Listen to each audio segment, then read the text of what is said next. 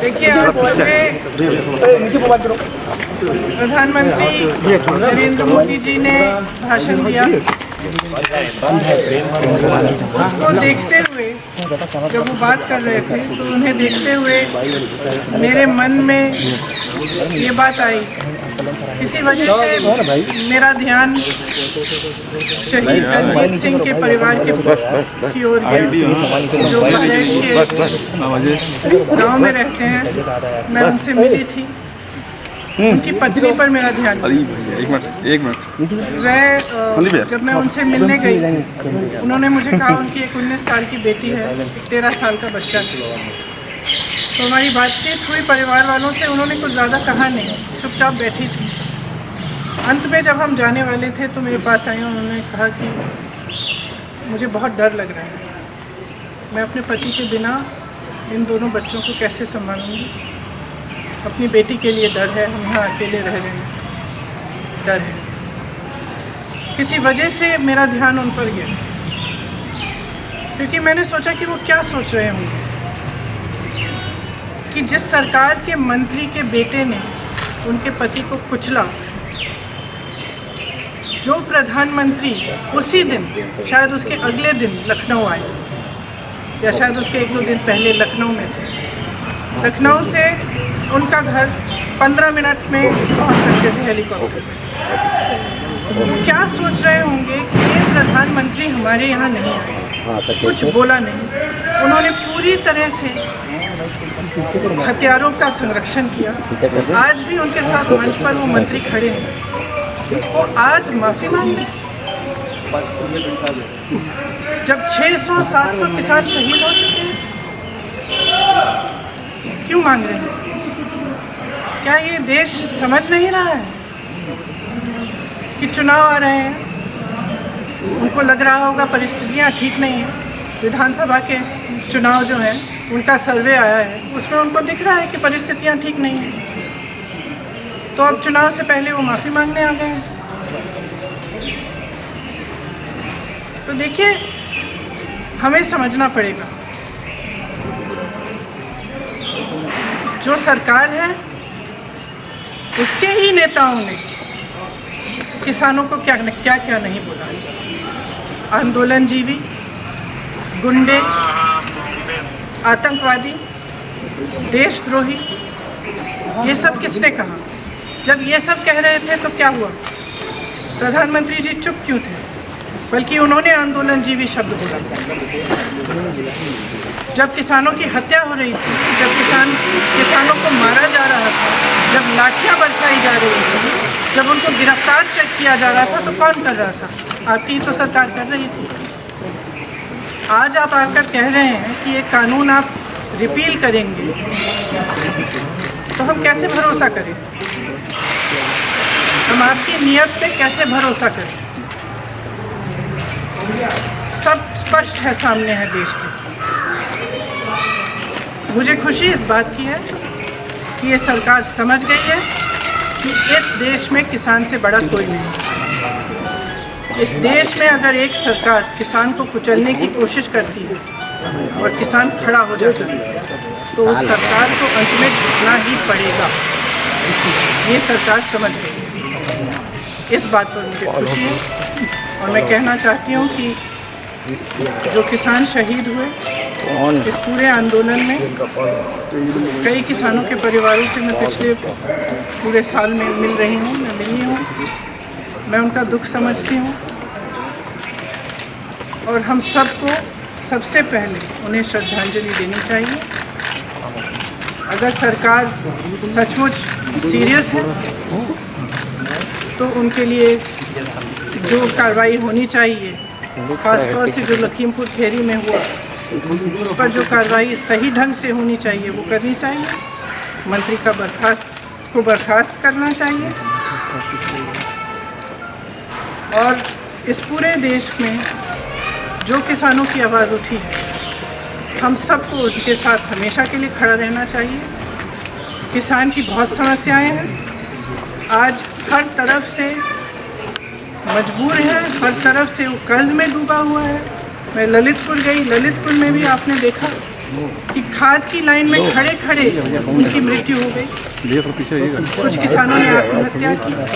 तो किसानों की जो समस्या है, जिसके लिए किसान आंदोलन कर रहे हैं, उसको ठीक तरह से समझना, उनकी समस्याओं को ठीक तरह से सुलझाने का कर्तव्य हम सबका है। मैं ये भी कहना चाहती हूँ कि मुझे खुशी है कि जितने भी विपक्ष के दल हैं, सब ने पूरी तरह से समर्थन किया इस आंदोलन का, और किसान डटे रहे। हमारे भाई बहन जो दिल्ली के बॉर्डर पे भी थे और तमाम प्रदेशों में, सब डटे रहे। और आज हम उन सबको धन्यवाद देना चाहते हैं। जैसे मैंने कहा, जो शहीद हुए हैं उनको श्रद्धांजलि। प्रियंका जी तमाम छोटी छोटी चीज़ों के लिए अध्यादेश लाते हैं, तो इसके लिए क्यों नहीं? क्या इसके लिए भी कोई योजना है कि जब चुनाव पास आएगा तब हम धूमधाम से इसको करेंगे? अभी क्यों नहीं करते? किसान नेताओं ने कहा है कि वो अपना बिल अभी आंदोलन जारी रखेंगे और वो वापस नहीं जाएंगे, तो इसमें क्या कांग्रेस उसका समर्थन करती है? आपको लगता है कि आप किस स्टैंड, आपका स्टैंड क्या है? मैं उनका स्टैंड बिल्कुल सही है, क्योंकि जब इस सरकार की नीयत पर भरोसा नहीं किया जा सकता, इनका रुख रोज बदलता है। तो ये बिल्कुल सही है कि पहले कानून रिपील करें ठीक ढंग से, फिर देखा जाए। Priyanka ji, one question. Given that the amount have been repealed at the end of the day, They have not been repealed yet. They have not yes, been that they are going to be Yes. repealed. Would the opposition in UP have to recalibrate their strategy anyway for the western part of the state? Do you feel that वो आगे ले हमारे as a political I exercise? feel that the people of India are extremely wise. And there is, I feel that the people of India are extremely wise.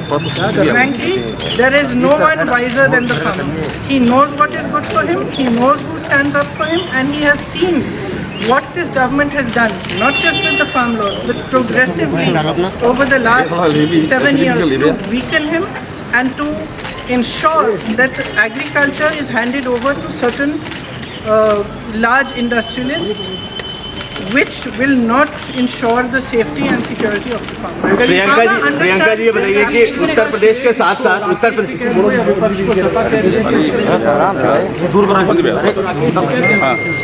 देखिए, ये आंदोलन किसानों का था, किसानों का है।